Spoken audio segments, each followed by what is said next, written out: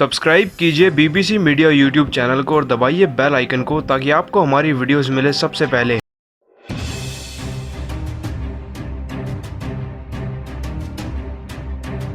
दोस्तों, अगर आप भी ऋषभ पंत को एक बेहतरीन बल्लेबाज मानते हैं तो वीडियो को लाइक जरूर कीजिएगा।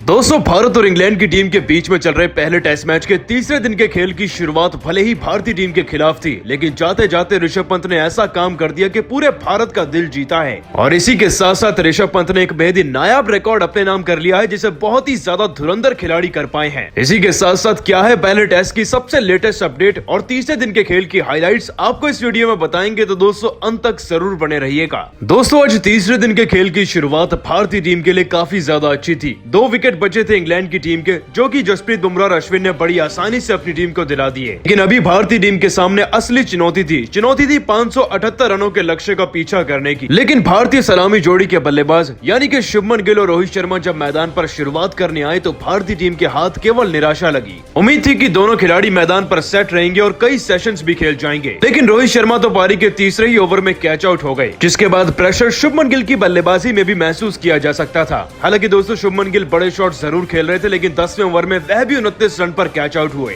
इसके बाद कप्तान विराट कोहली, अजिंक्य रहाणे कुछ खास नहीं कर पाए। जहां विराट कोहली मात्र 11 रन बनाकर कैच आउट हुए, तो वहीं दूसरी तरफ अजिंक्य रहाणे भी 1 रन पर आउट हो गए थे। और आपको यह भी बता दें दोस्तों कि कोहली और अजिंक्य रहाणे को आउट करने वाला गेंदबाज एक ही था, टॉम बेस। लेकिन अब मैदान में चेतेश्वर पुजारा और ऋषभ पंत एक मजबूत स्तंभ की तरह भारतीय टीम के लिए तैनात हो चुके थे। दोनों खिलाड़ियों के बीच में काफी ज्यादा अच्छी पार्टनरशिप हुई। चेतेश्वर पुजारा जहां अपनी डिफेंसिव अप्रोच के साथ आगे बढ़ रहे थे, तो वहीं ऋषभ पंत ने अपनी तेज तर्रार बल्लेबाजी को जारी रखा। और फिर जैसे ही ऋषभ पंत को मौका दिखा तो उन्होंने चौके और छक्कों की बारिश भी करनी शुरू कर दी थी। दोस्तों, देखते ही देखते ऋषभ पंत लगभग 110 के स्ट्राइक रेट से 40 गेंदों में अपना अर्धशतक पूरा कर चुके थे। साथ ही पंत की इस बल्लेबाजी को देखते हुए पुजारा ने भी रफ्तार पकड़ी और आखिरकार 106 गेंदों में अपना अर्धशतक पूरा कर लिया। दोस्तों, दोनों खिलाड़ी अपने शतक की तरफ तेजी से बढ़ ही रहे थे कि चेतेश्वर पुजारा को अपना विकेट गंवाना पड़ा। आपको बता दें कि 51वें ओवर की चौथी गेंद पर आखिरकार टॉम बेस का शिकार चेतेश्वर पुजारा बने। लेकिन आपको यह भी बता दें दोस्तों कि चेतेश्वर पुजारा बड़े ही अजीबोगरीब तरीके से आउट हुए थे। खैर दोस्तों, पुजारा के आउट होने के बाद पंत भी ज्यादा देर मैदान में नहीं टिक सके।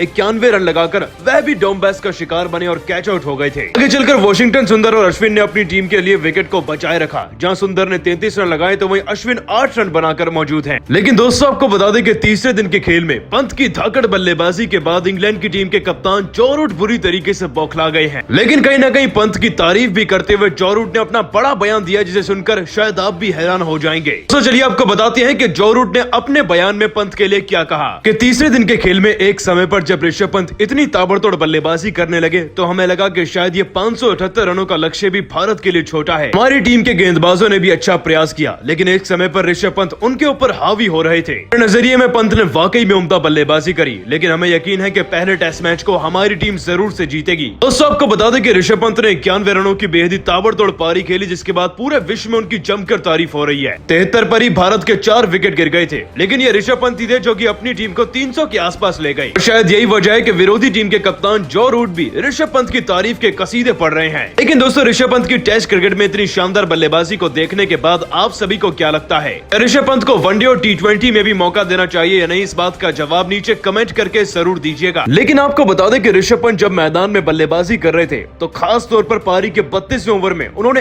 ऐसी बैटिंग करके दिखाई कि एक नायाब रिकॉर्ड अपने नाम किया है। सबसे पहले तो दोस्तों, आपको बता दें कि 32वें ओवर में ऋषभ पंत का आमना सामना हुआ था गेंदबाज जैक लीच से। यह एक स्पिनर गेंदबाज हैं और इन स्पिनर गेंदबाज की गेंदबाजी को देखकर ऋषभ पंत को मौका दिखा छक्के मारने का। आपको बता दें दोस्तों कि ऋषभ पंत ने इसी ओवर की चौथी गेंद पर मौके को देखते हुए एक स्लॉग शॉट खेला और फिर गेंद सीधा बाउंड्री के बाहर चली गई। यह छक्का हो चुका था। पहली गेंद पर भी ऋषभ पंत ने लॉन्ग ऑन के ऊपर से गेंद को खेला और सीधा बाउंड्री के बाहर जाकर गिरी गेंद। और दोस्तों, कुछ ऐसे ही ऋषभ पंत ने लगातार 2 गेंदों में 2 छक्के जड़ दिए थे। इतना ही नहीं दोस्तों, आपको बता दें कि इसी गेंदबाज को आगे चलकर मैच में ऋषभ पंत ने 3 और छक्के जड़े और ऋषभ पंत के यही सभी छक्के देखकर कप्तान विराट कोहली भी खुशी से झूम उठे थे। साथ ही दोस्तों, आपको बता दें कि पंत ने जो रिकॉर्ड बनाया वो ये है कि भारतीय टीम की तरफ से वैसे तीसरे बल्लेबाज बन गए जिन्होंने अपनी पहली 3 पारियों में 50 से ज्यादा रन लगाए हैं। आपको बता दें कि इससे पहले यह रिकॉर्ड कप्तान विराट कोहली भी अपने नाम कर चुके हैं। दोस्तों, तीसरे दिन के खेल में भले ही भारतीय टीम 6 विकेट गंवा चुकी है, लेकिन पंत ने सबका दिल जीता है अपनी बल्लेबाजी से। और पंत की इसी बल्लेबाजी पर आप उनको 10 में से कितने नंबर देंगे या क्या कहना चाहेंगे, नीचे कमेंट सेक्शन में जरूर बताइएगा। आपको बता दें दोस्तों कि तीसरे दिन के खेल की शुरुआत भी इंग्लैंड की टीम की बल्लेबाजी से हुई थी। हालांकि तीसरे दिन के खेल में इंग्लैंड की टीम के खिलाड़ी वो जादू नहीं कर पाए, क्योंकि दोस्तों जैक लीच ने अपनी पारी में 14 रन जरूर लगाए थे, लेकिन जेम्स एंडरसन आखिरकार 1 रन पर आउट हुए और भारतीय टीम ने इंग्लैंड की टीम को 578 रनों पर ऑल आउट कर दिया। अब दोस्तों भारतीय टीम के सामने 578 रनों की एक पहाड़ जैसी लीड है, मतलब कि भारतीय टीम को एक ताबड़तोड़ शुरुआत की जरूरत थी और यही ताबड़तोड़ शुरुआत आज मैदान में शुभमन गिल और रोहित शर्मा ने अपनी टीम को दिलाई।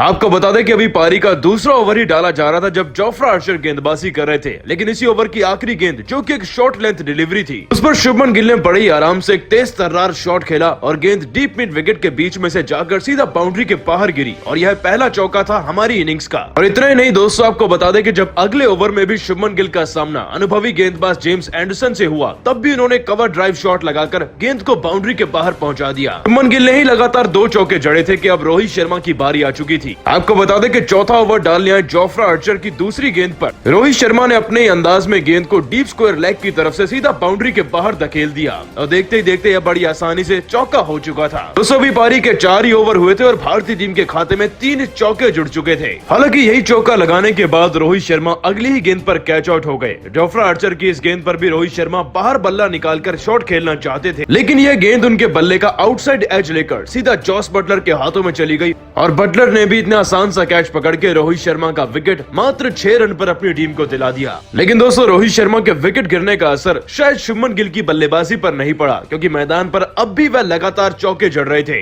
आपको बता दें कि इसके बावजूद 7वें ओवर की तीसरी और 5वीं गेंद पर शुभमन गिल ने शानदार 2 चौके जड़ दिए जेम्स एंडरसन जैसे गेंदबाज को। यहाँ तक कि जब पारी के 10वें ओवर में उनका आमना सामना जोफ्रा आर्चर से हुआ तो इसी ओवर की पहली गेंद पर एक शानदार शॉट लगाकर उन्होंने एक और चौका जड़ा था, लेकिन जोफ्रा आर्चर को यही चौका जड़ने के बाद शुभमन गिल ने अपना विकेट भी उन्हें थमा दिया। दोस्तों आपको बता दें कि 10वें ओवर की दूसरी गेंद पर एक ऑन ड्राइव शॉट खेलना चाहते थे शुभमन गिल। इसी बीच वह एक आसान सा कैच थमा बैठे जेम्स एंडरसन को और उनकी पारी भी आखिरकार 29 रनों पर समाप्त हो गई। लेकिन ताज्जुब की बात तो यह है कि शुभमन गिल अपनी पारी में 28 गेंदें खेलकर सेट हो चुके थे और इतनी छोटी पारी में भी 5 चौके जड़ चुके थे। कुल मिलाकर दोस्तों दोनों खिलाड़ियों ने मिलकर टीम को एक अच्छी व तूफानी शुरुआत दिलानी तो चाहिए, लेकिन उसमें पूरी तरीके से सफल नहीं रहे। आपको बता दें कि इसी बीच जोफ्रा आर्चर की एक बाउंसर भी शुभमन गिल को लग गई थी, जिसके बाद मैदान में खेल को रोका भी गया था। हालांकि शुभमन गिल ने उसके बाद बल्लेबाजी करी, लेकिन ज्यादा देर मैदान पर टिक नहीं सके। लेकिन दोस्तों फिर भी आप सभी शुभमन गिल और रोहित शर्मा की बल्लेबाजी को 10 में से कितने नंबर देंगे, इस बात का जवाब नीचे कमेंट करके जरूर दीजिएगा।